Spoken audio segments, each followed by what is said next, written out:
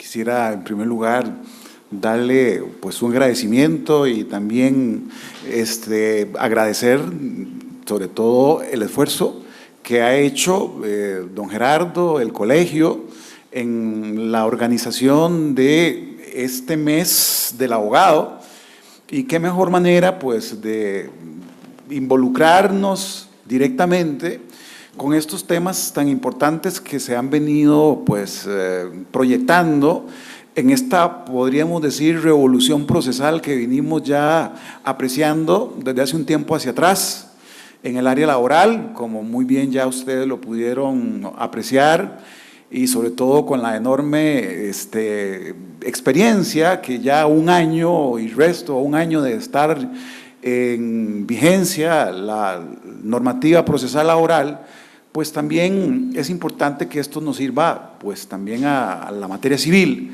para asumir una serie pues de prerrogativas con esa experiencia laboral. Nosotros pues tenemos el reto sumamente importante, ya muy cercano, que la parrilla de salida la tenemos para el mes de octubre. A partir del mes de octubre, a mediados de octubre, entraría ya la vigencia del Código Procesal Civil, pero esta parrilla de salida sí ha venido pues bastante ya calentando, afortunadamente desde hace un tiempo importante. Me refiero sobre todo a la titánica labor que ha venido desarrollando el Colegio de Abogados y la Corte Suprema de Justicia. El reto que nos ofrece este cambio de normativa procesal pues es sumamente serio, es sumamente importante, trasciende en situaciones que hemos venido apreciando a nivel doctrinario, a nivel de derecho comparado.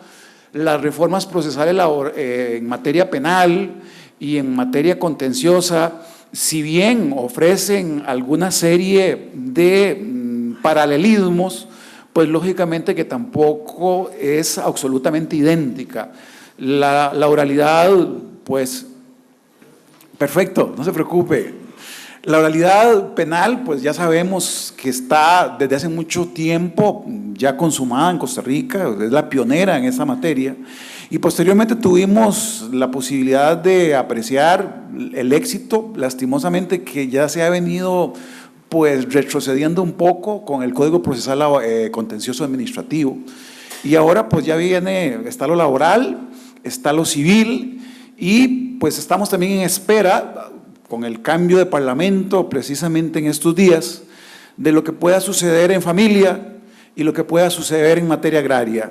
De manera que esta situación, que es prácticamente una revolución en todo lo que tiene que ver con el campo procesal, tenemos la posibilidad de vivirla y de poderla apreciar. En el caso mío, pues yo inicié precisamente hace aproximadamente 30 años, cuando estaba en su apogeo la reforma procesal civil que entró a regir el 3 de mayo de 1990.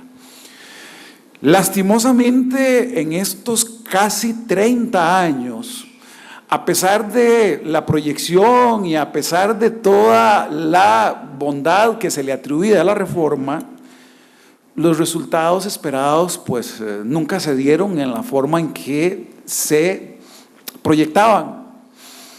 Esperemos que en este caso la situación no sea repetitiva.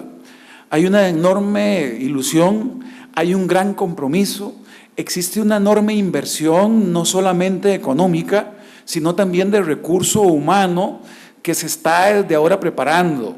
Yo soy testigo del esfuerzo también muy grande que está haciendo la Comisión de Derecho Civil de la Corte Suprema de Justicia a través de los procesos de capacitación que da la Escuela Judicial.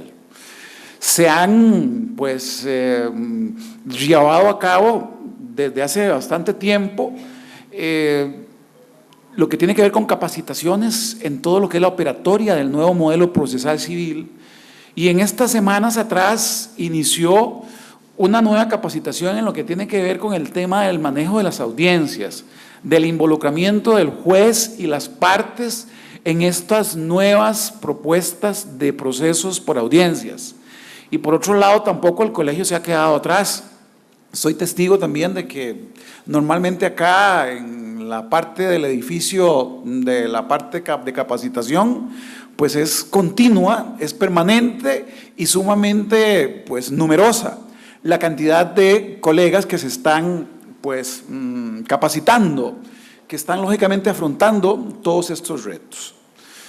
Y qué mejor momento que hablar de la justicia civil, en este caso, donde estamos iniciando precisamente este mes del abogado y las abogadas, el mes de mayo, por cuanto es evidente que el éxito y los buenos momentos que se le puede atribuir a la reforma procesal civil no va a depender exclusivamente de jueces independientes, de jueces que tengan una posición total y absolutamente vinculada a la autonomía y la independencia en el manejo del proceso, sino que también, lógicamente, los grandes protagonistas de todos estos cambios son los abogados y las abogadas.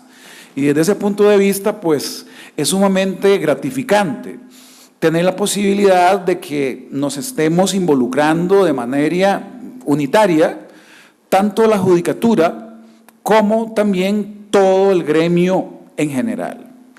Veamos pues que el derecho como tal no existe, no se manifiesta, no lo podemos visualizar, no se concreta, si no es a través de las normas procesales, a través de la actividad jurisdiccional.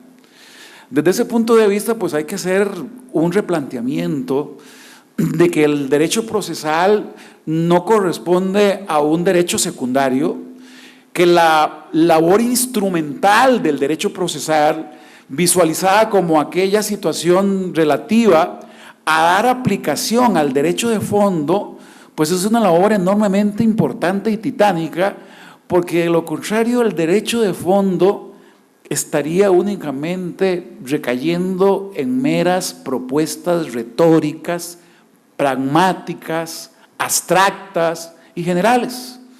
Esto lo podemos visualizar pues apreciando incluso dentro de lo que son las diferentes etapas del proceso, con una sentencia que condene en abstracto a daños y perjuicios en un ordinario, después de haber superado bastantes lustros, bastantes años, y que no existan los medios para poder ejecutar y hacer valer coactivamente los derechos que obtuvo el victorioso en esa sentencia en abstracto.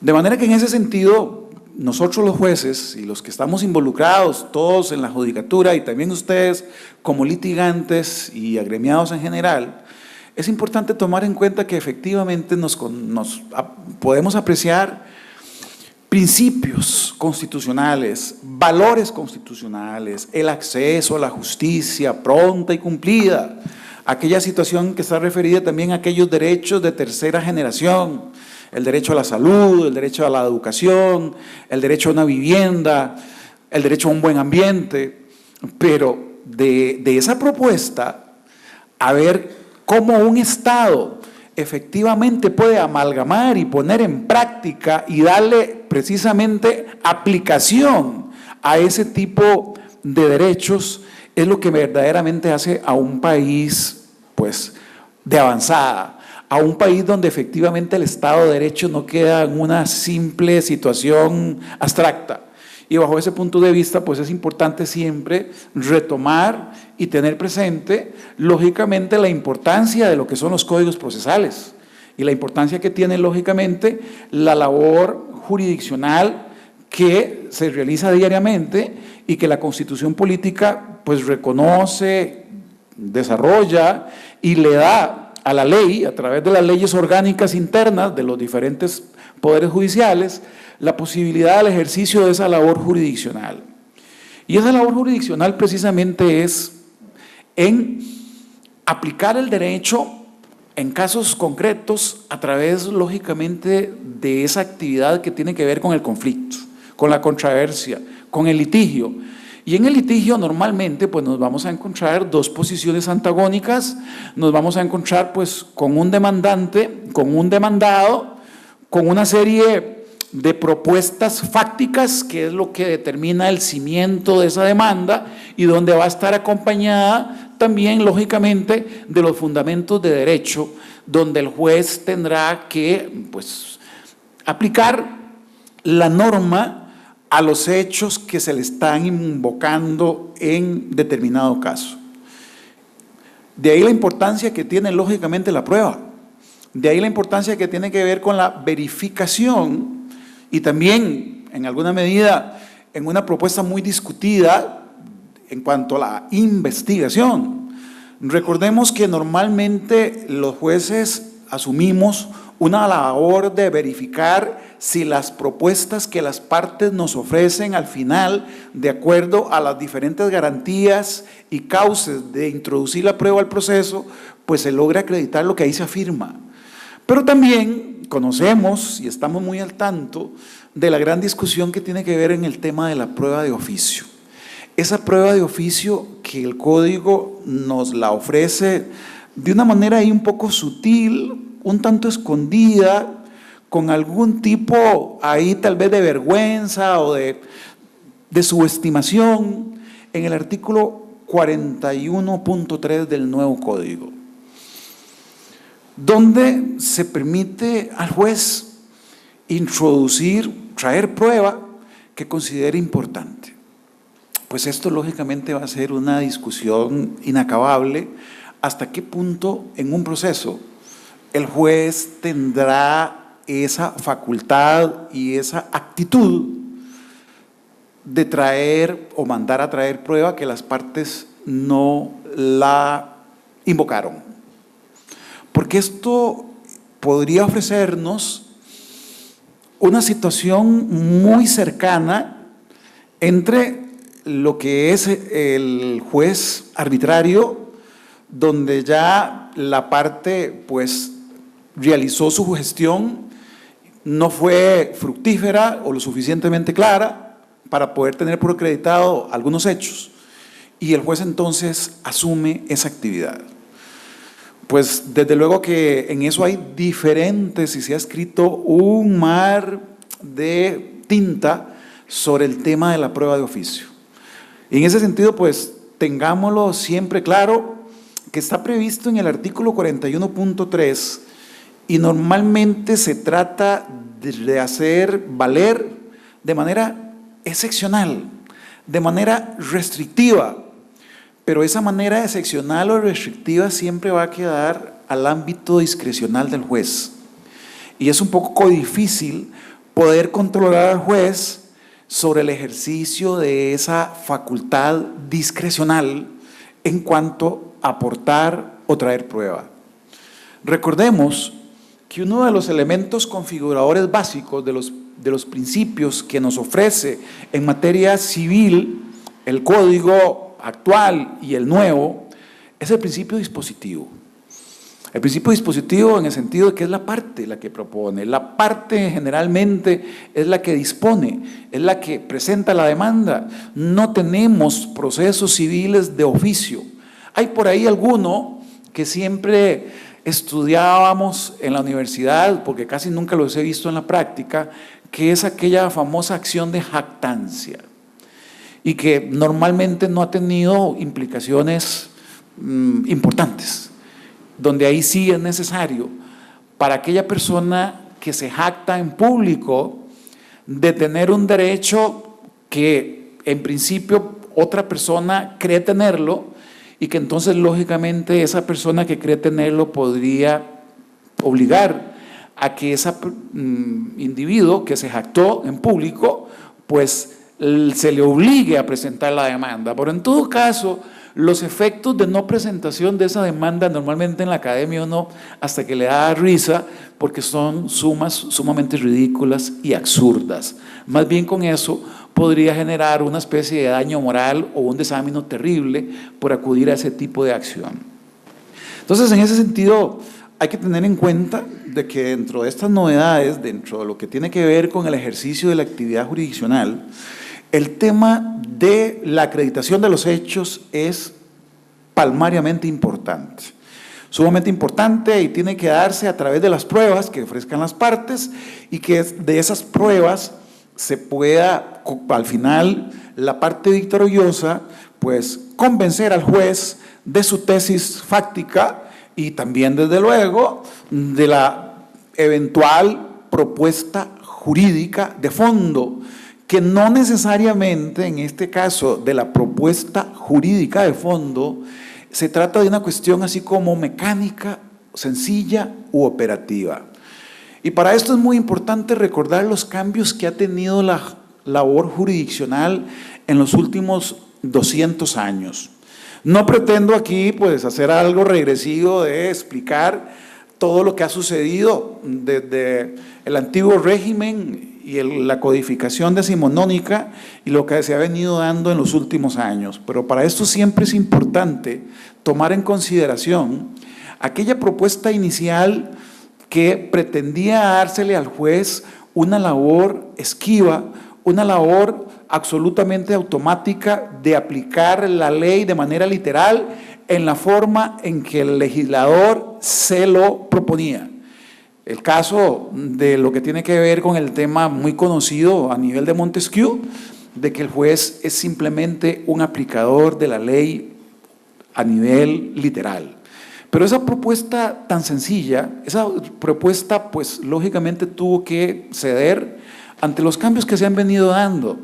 Y estos cambios, para ser un poco más cercano, tiene que ver con una situación tremendamente importante que se viene dando a partir de la segunda mitad, sobre todo del siglo anterior, con el tema de la famosa situación relacionada con las normas abiertas, con las normas válvula, con estas normas relacionadas al efecto de lo que está relacionado con el abuso del derecho, con la interpretación teleológica de la ley, lo que tiene que ver con las normas generales o genéricas, donde ahí tendríamos que aplicar valores, y son aquellos casos en que el legislador como que a nivel ya pues de voluntad no ha querido entrarle y le deja eso al legislador, al juez.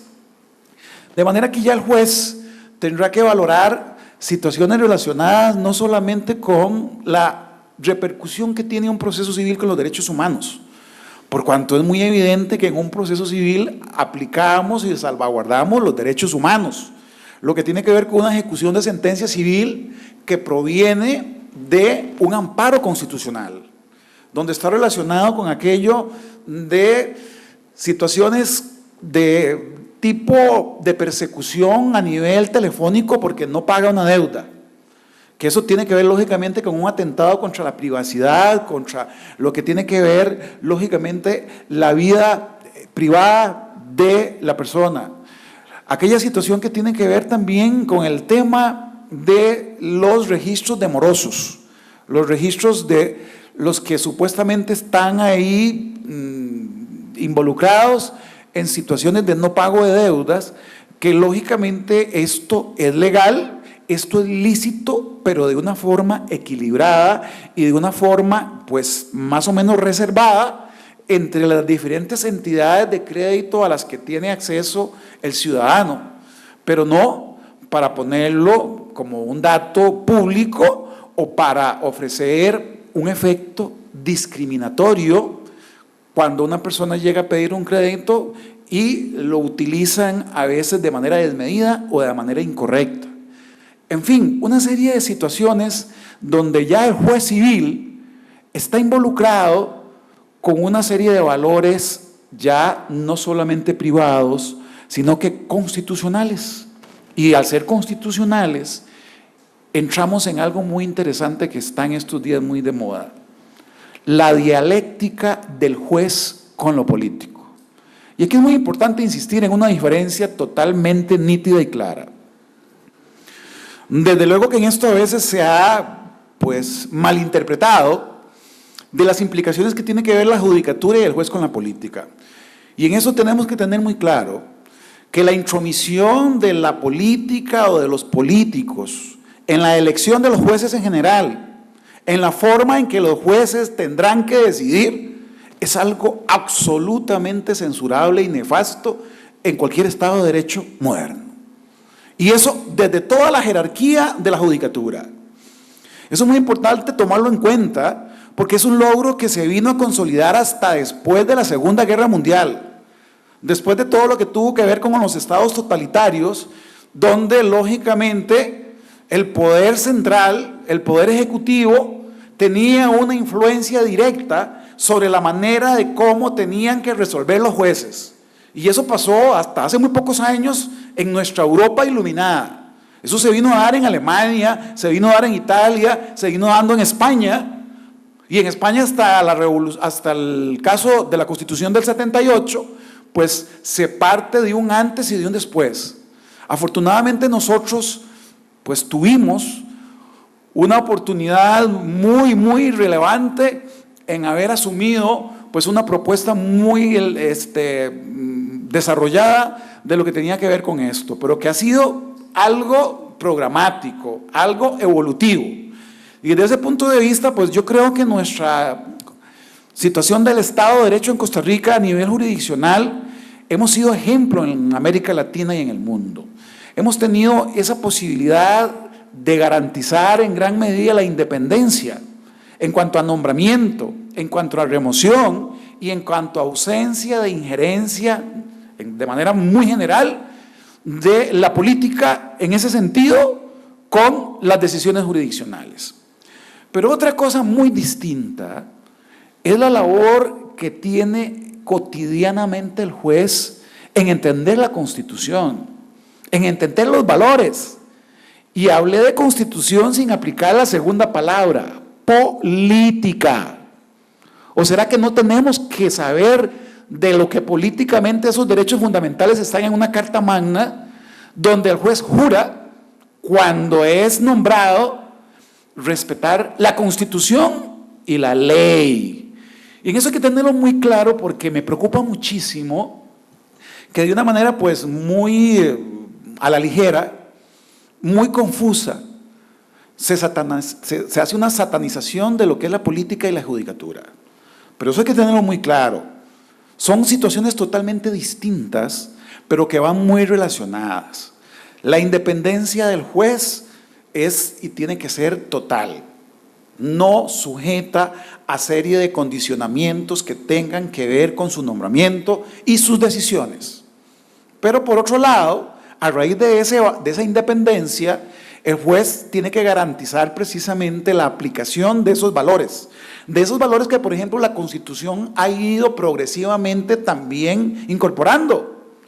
El caso del derecho al consumidor, el caso del derecho ambiental, situaciones que tienen que ver con la propiedad intelectual, todos esos derechos de reconocimiento constitucional después del 49, normalmente la misma Constitución dice que será mediante una ley que serán regulados y reglamentados.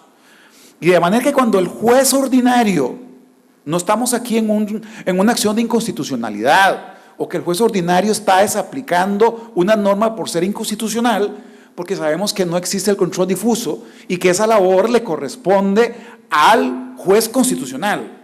Pero cuando estamos en esa labor interpretativa de las normas, el juez ordinario tendrá que saber determinar cuándo o cuánto se ajusta más una norma a los valores constitucionales y cuándo no. Y en esa elección pues se está aplicando lógicamente la Constitución. Y agreguemos un dato todavía adicional y de suma importancia que hemos venido visualizando en los últimos meses. El caso de lo que tiene que ver las situaciones de los tratados internacionales, las normas de convencionalidad. De manera que ya la labor del juez ordinario no solamente está limitado a una dictaminación de lo que dice un código civil, que lastimosamente en el caso nuestro sí está un tanto rezagado. Desde 1888 está vigente y se le dio un refrescamiento importantísimo en 1986, que fue a través de la incorporación del título preliminar del Código Civil. Y a través de ese título preliminar se nos ofrecen una serie de principios que son de contenido pues general en el ordenamiento jurídico, transversal en el ordenamiento jurídico, que tiene que ver con la teoría del abuso del derecho, que tiene que ver con la equidad y que tiene que ver lógicamente con la interpretación del derecho, no de manera necesariamente literal, sino de acuerdo al momento histórico en que han de ser aplicadas. Ahí se le está dando al juez una labor de interpretación que se aparta totalmente de la literalidad programática del Código Civil que nace del Napoleónico de 1804, donde supuestamente todo estaba predeterminado y todo era omnicomprensivo, los casos de solución que ese Código Civil francés ofrecía al mundo. Y con el pasar de los años advertimos que eso no podía ser así, porque existen una serie de situaciones donde lógicamente tiene que trazarse criterios de interpretación entre varias opciones, por cuanto no todo está dicho de una forma u otra de manera sumamente concreta.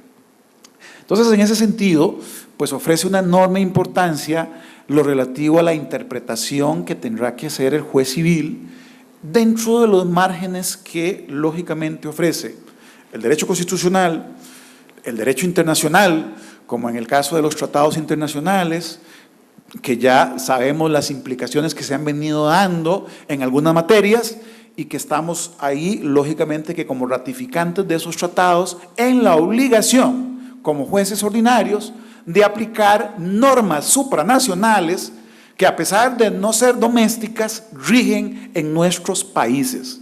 Y desde ese punto de vista es parte de estar involucrado dentro de la comunidad internacional al ratificar esa serie de tratados y de normas de rango internacional.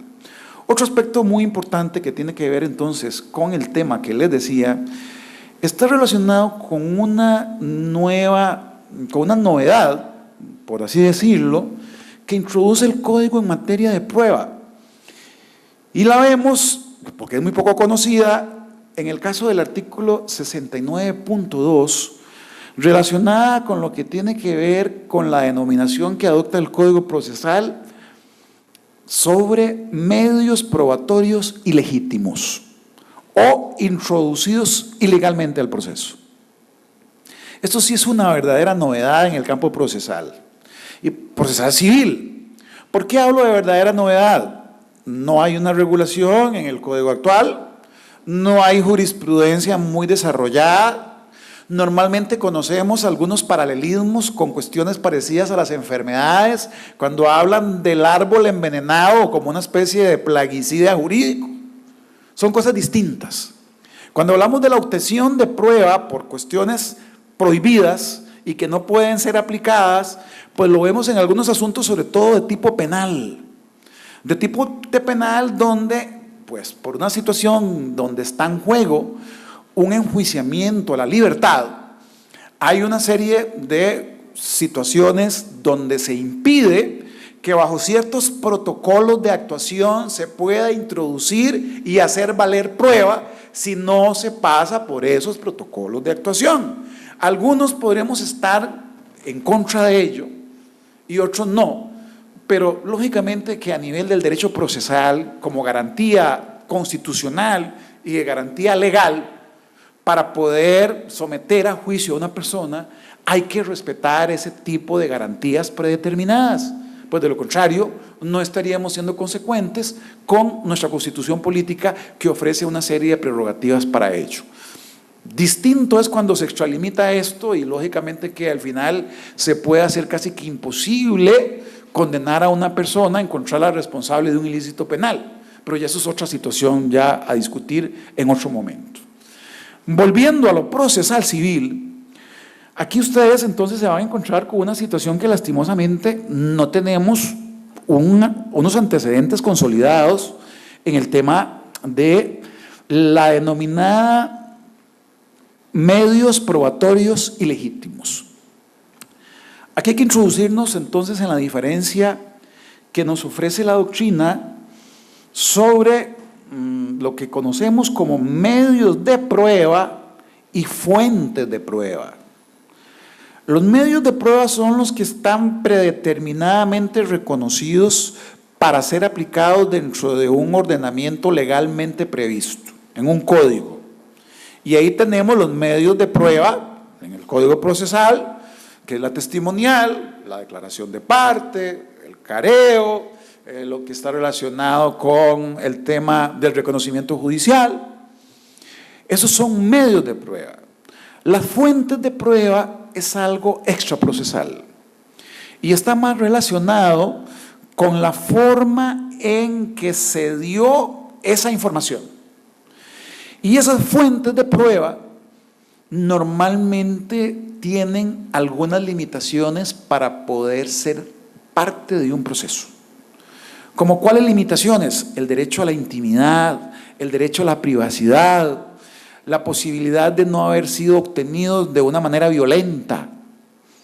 Entonces esta forma de fuentes de prueba está muy relacionado con lo que se llama pues la prueba ilícita, no tanto ilegal, porque la prueba ilegal está más reconducida a la situación de haberla traído fuera de los plazos, a la situación de que no podemos darle valor probatorio a una declaración testimonial que sea por una suma muy cuantiosa, donde lógicamente tiene que estar aquel medio de prueba por escrito adicional para poderle dar reconocimiento. Y cuando lógicamente no concurren, en algunos casos, los supuestos que nos ofrece la prueba en segunda instancia para poder ser admitido un ofrecimiento de prueba. Que se trate de hechos que no conoció la parte, que se trate de hechos que surgieron después de haberse trabado la litis. Una serie de circunstancias como esos aspectos, pues tienen repercusión tal vez en la prueba ilegítima. Pero nuestro código habría que determinar la situación que la jurisprudencia vaya a ir consolidando poco a poco en este tema de el caso de la prueba, dice el 69.2, como motivo de casación por razones procesales, haberse fundado en medios probatorios ilegítimos o introducidos ilegalmente al proceso. Entonces pareciera que en este sentido estarían pues combinando las dos situaciones que yo les acaba de describir, de que se estaría equiparando lo relativo a la prueba pues de tipo ilícita con la prueba ilegal o contra ley para poderla visualizar como un motivo de casación por razones procesales. Esto es muy importante porque los efectos de apreciarse la constatación de este vicio improcedendo sería lógicamente la ineficacia de ese medio de prueba. No podría servir de base ni sustento para lo que el juez vaya a resolver. Y desde ese punto de vista, repito, nos espera una tarea importante porque se trata de una propuesta sobre todo traída de normas de derecho comparado. Disculpen. En Latinoamérica les aconsejo que la poca doctrina comparada que se refiere a este tema, tenemos un procesalista de gran calado en derecho probatorio, que es Davis Echendía, el colombiano. Este maestro del derecho procesal en materia de prueba es el que más se involucró y estudió con amplitud el tema de los medios de prueba ilícitos y las diferencias que existen con los medios de prueba ilegales. En el derecho español sí hay ya algún tipo de doctrina importante. La ley orgánica también, en el caso de España, hace también una propuesta muy similar a lo que yo les comentaba. Y también, lógicamente, en algunas disposiciones de derecho internacional. Y en el caso nuestro, les recomiendo el Pacto de San José de nuestro país, que afortunadamente va a existir por los siglos de los siglos. Pacto de San José de Costa Rica, Convención Americana sobre los Derechos Humanos, que nos hace a nosotros sumamente atractivos a nivel de los derechos, a nivel internacional. Cuando uno se presenta como costarricense, la mayoría de la comunidad jurídica lo primero que hace es congratularse con uno. Usted es de Costa Rica, donde está precisamente la Corte Interamericana de Derechos Humanos. Y lastimosamente a veces uno no aprecia lo que tiene en casa. Y los que están afuera sí lo aprecian mucho, muchísimo. Esto es algo muy importante que tenemos que siempre recalcar. Cuando uno estudia normas procesales o de fondo, en los nuevos códigos son muy frecuentes las citas aludidas al Pacto de San José de Costa Rica en diferentes temas de derechos humanos y derecho procesal. En este caso, pues entonces ahí lo podemos ver en el Pacto de San José, Convención Americana sobre los Derechos Humanos, y eso pues está por ahí del artículo 8, donde habla de la prueba ilícita, y hay alguna serie de pronunciamientos de la Corte en ese sentido. No tengo datos más concretos, pero nos sirve muchísimo para tener esto en consideración. Otro aspecto a nivel probatorio, y con esto termino la parte de prueba, es el caso de la prueba dinámica. La prueba dinámica entendida, ya la hemos visto y discutido mucho en estos foros que se han venido dando. De paso, los invito a que el mes de junio, a final de mes, cuando ya esperemos que Costa Rica tenga asegurado su pase a la segunda ronda, tendríamos que hacer algún tipo de reprogramación si vamos a disputar las finales con este congreso, pues entonces vamos a tener el día 25, los días 25, 26 y 27, un congreso precisamente de celebración del Congreso Jurídico Nacional relacionado con estos temas del mes del abogado, aunque no es en mayo, con el tema precisamente del nuevo Código Procesal Civil. En eso, pues, a los que puedan ir ahorita visualizando las diferentes propuestas que se van a hacer por parte de los diferentes medios de difusión, que lo tengan muy, muy en cuenta. Les decía también entonces el tema de la prueba dinámica. El tema de la prueba dinámica, pues, es una cosa que ya se venía dando en Costa Rica a través de una ley que está vigente, una ley especial, pero que la jurisprudencia venía aplicando, que es precisamente la Ley de Observancia de Derechos de Autor, donde en esta Ley de Observancia del año 2000 para acá se establecía en una norma de la posibilidad de sancionar o de que no se tenga por demostrado lo de una parte si no cumplía con la obligación de aportar el medio estando obligado a ello. Eso tiene que ver con la cuestión del tema relacionado con la transparencia, con el deber de lealtad de las partes, y en materia de interpretación de valoración e interpretación de la prueba, el código tiene una norma genérica abierta donde nos liga con la conducta de las partes. De manera que en el tema, concluyo en el tema de la prueba dinámica de la prueba, o el tema en poder de la contraria, no dice expresamente, a diferencia de otros códigos, que se tendrá por cierto el dicho de la contraria, pero sí dice que se tendrá en cuenta la conducta de las partes. Y el tema paradigmático más frecuente en estos casos son los temas de derecho de mala praxis médica, donde muchas veces ustedes saben que la hoja clínica, los antecedentes personales del enfermo, del paciente, pues lógicamente, aquí lo vemos muy evidente, está en poder del centro médico. Y si yo como víctima, lógicamente, no cuento con esa información, pues el que tiene que aportarla, a pesar de que le pueda perjudicar, es precisamente esa parte demandada, donde aquí no vale el principio clásico de derecho punitivo o de derecho penal, de que la prueba no vale contra la persona, a nadie lo pueden obligar a aportar prueba contra sí mismo. Eso es una situación que afortunadamente se ha venido pues desde hace mucho tiempo ya superando en diferentes escenarios. Esto entonces tendría que ver con el campo de la prueba.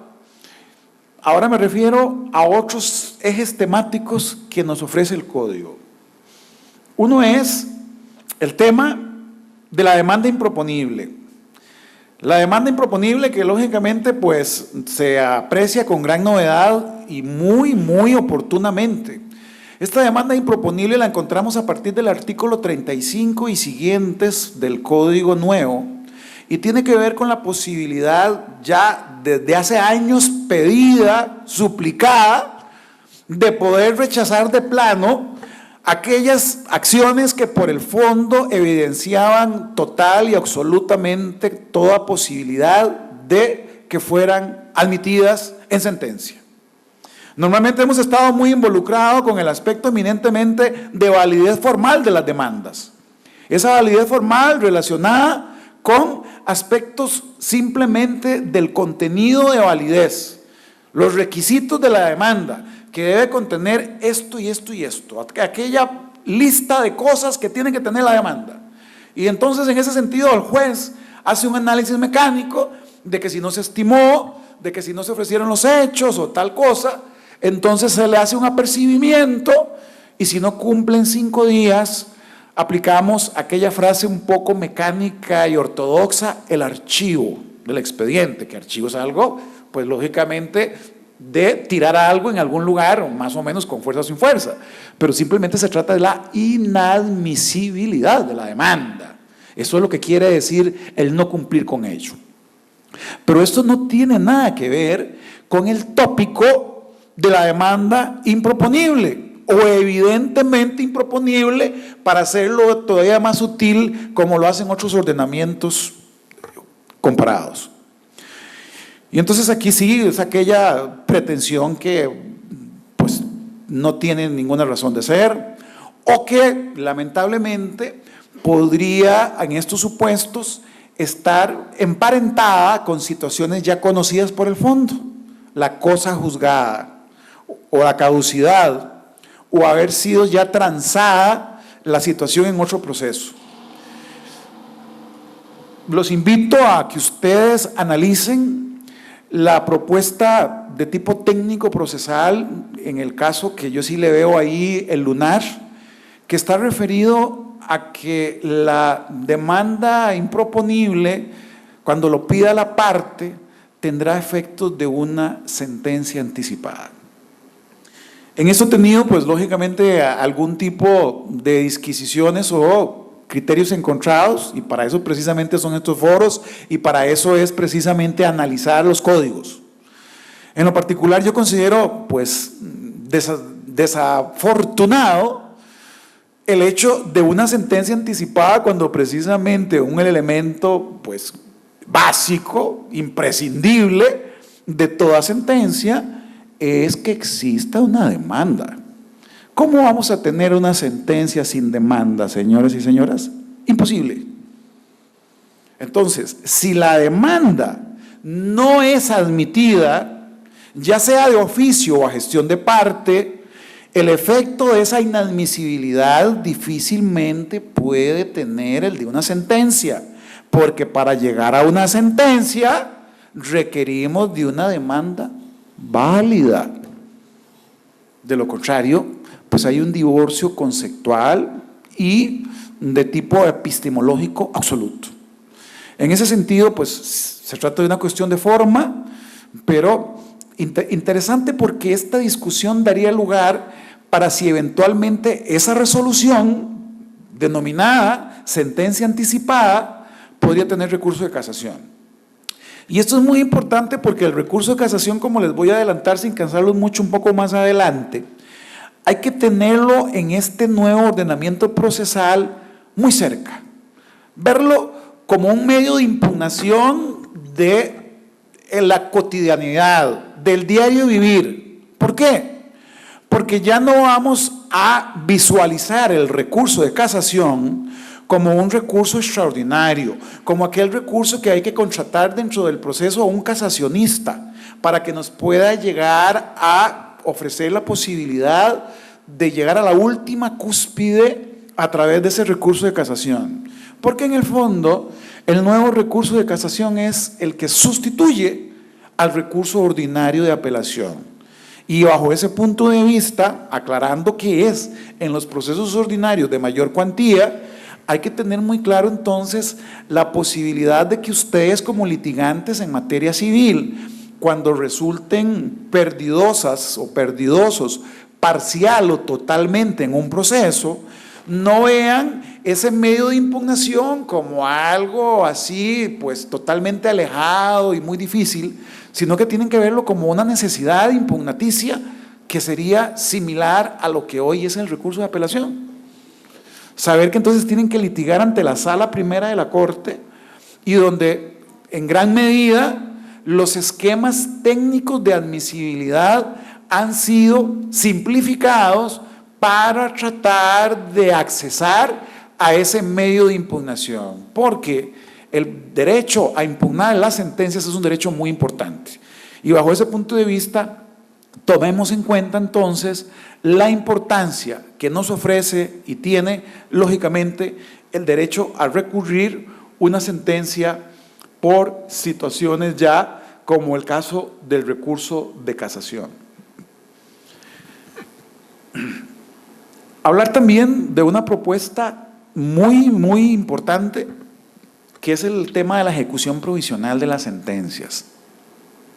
La ejecución provisional de las sentencias tiene que ver con aquella frase napoleónica: vístame en despacio que tengo prisa, pero al revés. ¿Por qué al revés? Porque primero se ejecuta y luego se conoce en apelación si el que ganó tenía o no razón. Porque se dice, y se entró en toda esa serie de estigmatizaciones, de que los recursos se plantean con un efecto dilatorio, con un efecto eminentemente de afectar la ejecución de los derechos concedidos. Pero así como existen abusos, podrían haber posibilidad de incurrir también en abusos donde la medicina podría ser también un tanto desmedida.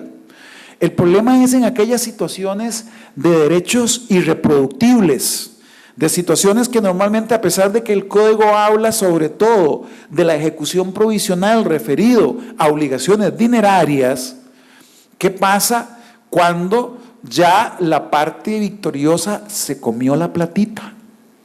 ¿Cómo la recupero? ¿A quién le cobro? Eso sería lógicamente una situación muy difícil a veces de poder contrarrestar. En algunos casos se habla entonces de la posibilidad de rendir garantía, que es algo muy importante. El rendir garantía, lógicamente, que es una propuesta tremendamente importante, pero habría que, pues, amortiguar en alguna medida los efectos tan directos y tan a veces severos de las ejecuciones provisionales. Pues se llaman provisionales porque todavía están sujetas a decisión ante un superior. ¿Y qué pasa si ese superior revoca el fallo? Y ya la situación fue ejecutada. Entonces, en ese sentido, hay que tener pues algún margen de prudentia iuris, de cuidado en lo que se nos vaya a presentar en el futuro. Relacionado con la ejecución provisional, tenemos también un aspecto muy importante que se refiere a una nueva propuesta que se llama la ejecución imposible. ¿Y cómo será eso de la ejecución imposible? La ejecución imposible es cuando sobreviene alguna circunstancia después del dictado de la sentencia definitiva del principal que impida ejecutar una obligación de hacer, por ejemplo, o una obligación de dar, y que lógicamente el actor estaría quedando en una situación de no infortunio, sino lógicamente de pérdida del derecho adquirido. Y en esos casos entonces, el código ofrece una solución por equivalencia, una especie de daños y perjuicios que vengan a sustituir, y algo muy similar a lo que ha venido dándose en materia contractual en el Código Civil nuestro, que es aquello de que cuando no se hace la ejecución forzosa del contrato, nos vamos entonces por la posibilidad de reclamar daños y perjuicios. De ahí que es una referencia a las normas contractuales que estamos aplicándole al derecho procesal. Y me parece pues muy atractivo esa posibilidad. Recuerden también, y muy relacionado con el tema precisamente de sentencias, está la posibilidad de que las sentencias puedan ser revaloradas, por decirlo, tal vez el término no es ese en el estricto sentido del código, no lo tengo aquí a mano, y tiene que ver con la posibilidad de aplicar criterios de revaloración, sobre todo referidos a la pérdida del valor adquisitivo. Aquel nominalismo puro, que es lo contrario, la indexación monetaria, es un tema sumamente interesante porque a pesar de que no se haya directamente o expresamente indicado en el fallo, cuando ya se estén reconociendo esas sumas, si ha existido una situación de algún cambio brusco o importante, pues en ese sentido, si la parte lo pide, aunque no esté en la sentencia, pues el juez, si es viable, lo concede. Y eso es muy interesante porque actualmente nosotros vemos en un tema muy frecuente, cuando los litigantes en materia hipotecaria o de cobro, por una situación de descuido, de falta de concentración, no piden intereses futuros. Y entonces en la sentencia se dice, y más los intereses liquidados en la demanda, que son la suma de tal. Pasan los días y los meses, y el colega o la colega pues supone, o viene otro, ya por un hecho, porque no vio bien el por tanto, de que sí concedieron los futuros, y normalmente esos futuros a veces son hasta los intereses moratorios o punitivos más altos, pero el por tanto no lo dice. De manera que cuando se presenta una liquidación de réditos o intereses pidiendo ya, por haber pasado un tiempo importante, no se otorgan. Y no se otorgan porque sería contra ley en el sistema que tenemos ahora. Y pues no es sorpresivo, ni es ilegal, porque si la persona lo pidió en la demanda y por descuido en este caso del juez, se le olvidó o no lo vio, para eso están los remedios, que a algunos abogados no les gusta el término o la palabra remedio, pero sí es técnicamente muy bien apreciable, que es la adición y aclaración. Así que hay que pellizcarse, hay que siempre leer bien el por tanto. Tanto el juez cuando lo dicta, porque la labor más importante, culminativa y lo que se da al final es lo que dice en el por tanto. Eso es lo que se va a ejecutar. Y el juez tendrá que pues, tener muy clara la situación de evitar los vicios de incongruencia o aquella situación de que se le vayan algunas pretensiones. Y si se le van algunas pretensiones, para eso está el patrocinio letrado, donde lógicamente ustedes van a decirle, señor juez, solicito respetuosamente que se pronuncie sobre esto que usted no dijo nada en el por tanto. Y ahí entonces, entre los dos, arreglamos ese pequeño desfase. Pero hay que estar pendiente del expediente. Situación que es muy distinta a lo que les venía diciendo con esto de la revisión económica en obligaciones dinerarias, donde a pesar ahora en el nuevo código que no se diga, se da la posibilidad de esa revaloración. Algo también que contempla el código y que es sumamente interesante, está relacionado con el tema de la imposibilidad sobrevenida del objeto. Eso se trae también prestado del derecho de fondo, del derecho civil, que está relacionado con aquella situación referida a cuando en una relación contractual se dan situaciones en contratos de ejecución sucesiva que determinan la necesidad de revisar o de imposibilitar el reconocimiento de la contraprestación. Aquello que los italianos en su momento hablaban muy parecido a la excesiva onerosidad sobreviniente. Situaciones que tienen que ver con la mutación de lo que es el sinalagma funcional del contrato. Eso lo traemos prestado en el derecho procesal del derecho de fondo, y entonces es una forma de terminación del proceso cuando aparece alguna situación que impide seguir adelante el juicio. Un caso que se pone como ejemplo, aunque no tenemos experiencia, es el caso del nasciturus. El nasciturus está referido a que ya se reconoce expresamente como condición de parte jurídico-procesal. Recordemos que el nasciturus es el concebido no nacido, pero que está condicionada su capacidad jurídica a que nazca vivo. De manera que si hay un litigio, y es posible que exista, por medio de una situación de un nasciturus a través de su mamá, y lastimosamente en todo el contenido de la palabra, el concebido, pues no alcanzó la viabilidad de nacer vivo, pues sería una imposibilidad sobrevenida del objeto, o en este caso de la persona, perdón, y pues no se puede seguir adelante, por cuanto hay algo muy importante. Vean ustedes que aquí tenemos que enlazar el derecho sucesorio con el derecho procesal.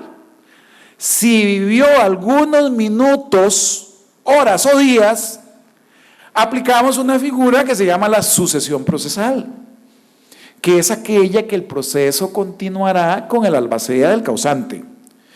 Pero en el caso del nasciturus, no puede pues ser una persona que pueda transmitir derechos sucesorios, porque la condición sine qua non era que naciera vivo. Y solo los vivos de nacimiento, no los vivos de aquí, son los que pueden generar derechos sucesorios. Para eso, los que heredan se les llama en alguna medida, además de sucesores, en el nuevo código, pues serían causahabientes, o sea, los que siguieron o están en vida del que vivió y murió. Entonces, en ese sentido, es algo pues muy particular ese ejemplo. Podrían otros, como es la pérdida del objeto, una pérdida absoluta del objeto, y que en ese caso pues no estaríamos en la posibilidad de aplicar aquello que llamamos ejecuciones imposibles, que fue lo que les hablaba hace pues unos minutos. Esto también es pues lógicamente una novedad que contiene el código y que es importante tomarla en consideración. Otro aspecto interesante tiene que ver, pues no muy valioso, interesante a nivel negativo, en mi caso lo aprecio de esa forma. El cambio de nombre, pero sobre todo el efecto que se le dio. La situación de la deserción se sustituye por la caducidad. El cambio por caducidad pues no es muy feliz, porque sabemos que existe una caducidad a nivel de derecho sustantivo, la caducidad como excepción, como tal, y desde ese punto de vista podría generar algún tipo de confusión. Pues independientemente de esa caducidad, donde se modifica la deserción, si pensamos en lo que son procesos rápidos, que es la aspiración que tenemos, y eficientes, vemos que esto sería lógicamente un retroceso. Porque si existen 3 meses hoy, no se justifica que ofrezcamos 6 para octubre. Esto genera pues algún margen de más dilación. Esto genera la posibilidad de que yo como litigante me limite a lo que es la consulta semestral, como si fuera el cambio de aceite del carro, pero tienen que ser aceites de los caros, ¿verdad? En ese sentido, pues no es muy prudente que los litigantes se desentiendan y que escasamente cada semestre vayan a dar pues, por ahí una visita o una consulta. Sobre todo en el tema que tenemos aquí con el problema de las notificaciones, que es un problema de nunca acabar. Y bajo ese punto de vista, vamos a dejar procesos vivos pendientes por los siglos de los siglos, bajo esa propuesta de ampliar los márgenes de tiempo. A mí me parecía muy saludable y muy bien el caso del trimestre. Un trimestre creo que es una posición más o menos intermedia. Y si hablamos del tema de procesos rápidos y eficientes, pues es la apuesta que precisamente se le está haciendo a la nueva reforma procesal. Yo les decía al inicio de esta conversación, de que si en el año 90 se pensaba y se propugnaba por lo que se conoce como procesos rápidos, pero eficaces o eficientes, ahí es donde viene lo que es baladí hoy en día, ¿qué entender por procesos eficientes? Normalmente estamos ya muy relacionados con el término de la eficiencia a nivel de lo que es la economía, y sobre todo la economía de mercado, con lo que es la situación de disminuir costes y de aprovechar el tiempo. El problema es que disminuir costes y aprovechar el tiempo no es como sacar zapatos o chips de computadoras comparado con lo que es una sentencia. En ese sentido, hay que ser bien claros qué queremos, para qué y por qué la eficiencia. En un primer aspecto, podríamos pensar que si lo que se pretende es precisamente una eficiencia de tipo cuantitativo, no podríamos hablar de procesos justos, no podríamos hablar de sentencias bien fundamentadas y razonadas dentro de los cánones normales de ese fundamento. Vean que estamos hablando acá de las sentencias razonablemente fundamentadas. No pretendemos irnos a los abusos o a los extremos de aquellas sentencias de 100 folios. Pero tampoco podríamos pensar en que se le estén consignando a los jueces la posibilidad de que tenga que dictar 5 sentencias en un día, porque eso no es eficiencia, eso simplemente es cantidad y no es eficiencia, y no son procesos justos. Y no hace atractivo un país para invertir bajo ese paradigma de justicia. Entonces, en ese sentido, hay que tener muy clara la otra modalidad de eficiencia.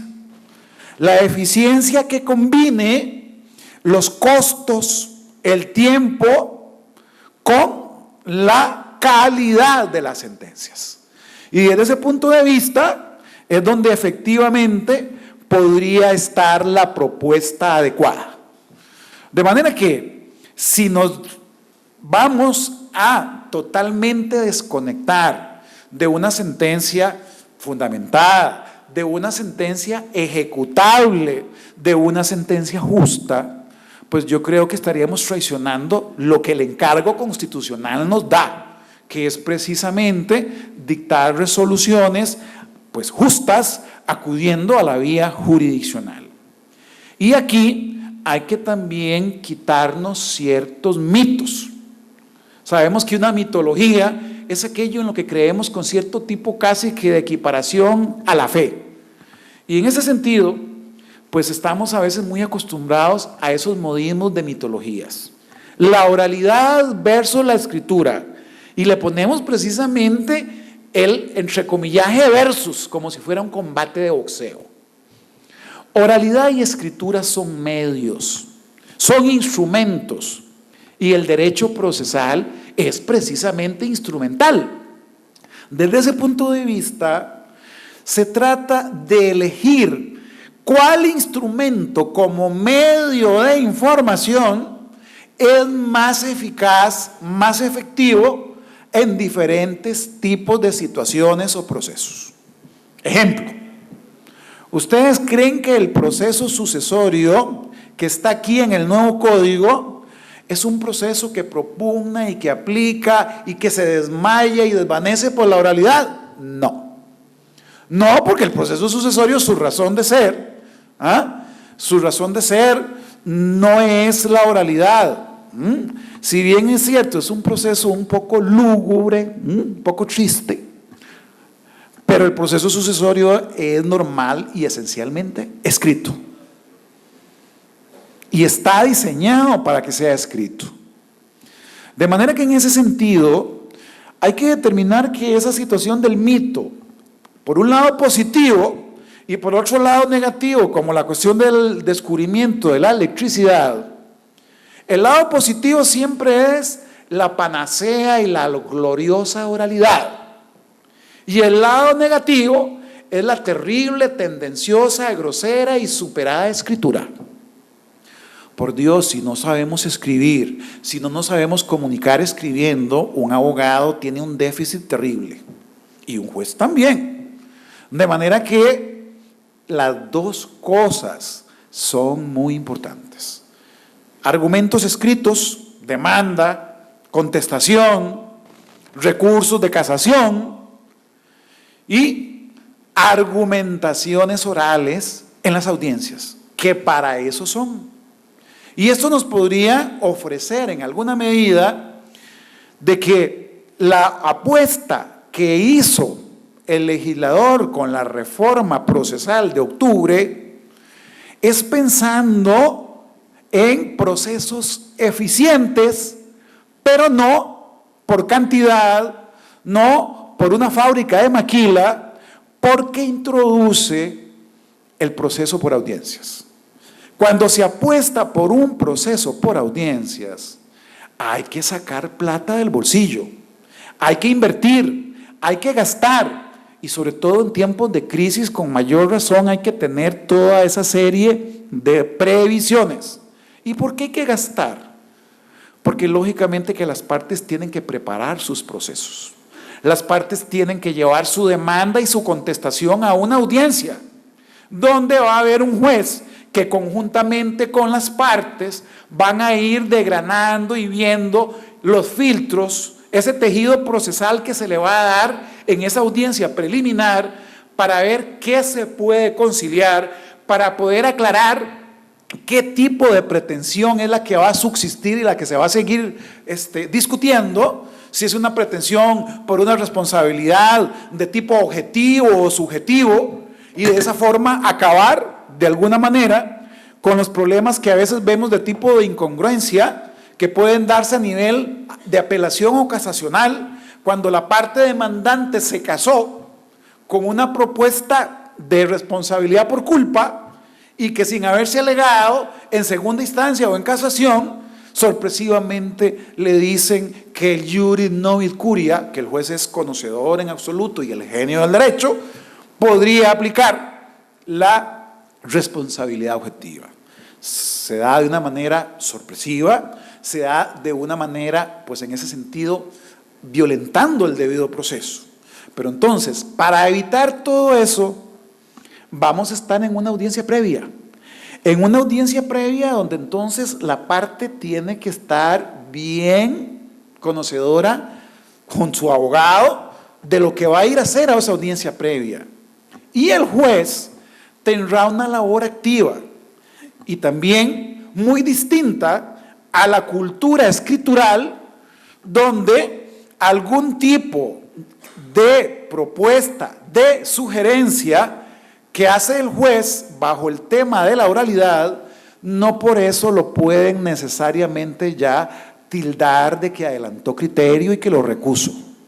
Porque uno que medio ha podido ver alguna audiencia en el sistema anglosajón, pues lógicamente que el juez se involucra, porque no puede haber una audiencia previa válida si el juez está como un invitado de piedra o como con piezas de museo que no hablan, porque en ese sentido no podría lograrse el fin de ese tipo de propuesta, que es precisamente intercambiar toda la serie de información que las partes le dan al juez para luego, en una audiencia de prueba, que es ya la segunda parte, se evacúa y se dicta la sentencia. Y eso es caro, eso tiene lógicamente que la prerrogativa también de lo que son los interrogatorios orales, de poder acreditarle in situ al juez quién podría estar mintiendo o ir un poquito, tal vez no mentir, pero sobredimensionando sus medios de prueba que no le dan para tanto, porque estamos ahí, porque estamos en una audiencia donde todo bajo el principio de concentración se puede discutir en ese momento. De manera que si estamos apostando por un proceso importante, por audiencias, con la presencia de las partes y con el juez, similar a como lo han hecho los países de primer mundo, sería absurdo pedir cantidad y no calidad, porque ese producto que salga de un proceso por audiencias, tendríamos que aspirar a que sea de calidad. Y para ser de calidad, requerimos precisamente este tipo de eventos. Acudir a poder discutir y saber de qué se trata esta reforma. Y por eso, no por casualidad, es que estamos imbuidos en esto, a pesar de que, para bien de algunos y desdicha de otros, mañana es feriado. Para bien mío, mañana es feriado. Pero, pues, lo importante es precisamente estar pendiente de este tipo de reflexiones, de este tipo de, pues, lo que viene de ahora en adelante en el caso de la nueva normativa procesal civil. Pensemos entonces en procesos rápidos pero eficientes y de calidad, donde lógicamente cuando yo hago una demanda tengo que tener el cuidado para que no me la destrocen en la audiencia previa y quedar en ridículo con mi cliente, y que no me tengan que acusar acá ante el gremio, donde esa demanda ofrezca una posibilidad también de contestación importante y donde la controversia genere lógicamente eso, un proceso pues dinámico, un proceso importante donde se están viendo de cara a cara y se está discutiendo o se va a negociar en algunas cosas y se va a seguir adelante en otras, todo bajo las reglas del respeto y los argumentos respectivos. Con esto, pues yo creo que ya después de haber estado ustedes escuchando la primera y muy buena conferencia de mi predecesor, estoy dando ya por finalizada mi participación. Y en la medida de lo posible, en lo que pueda, cualquier tipo de observación o de consulta sobre los temas o sugerencias aquí vistas muy resumidamente, podríamos entonces entrar a conocer gustosamente algún tipo de consulta en ese sentido, y sumamente agradecido por ver tanta gente a esta hora aquí reunida. Muchas gracias.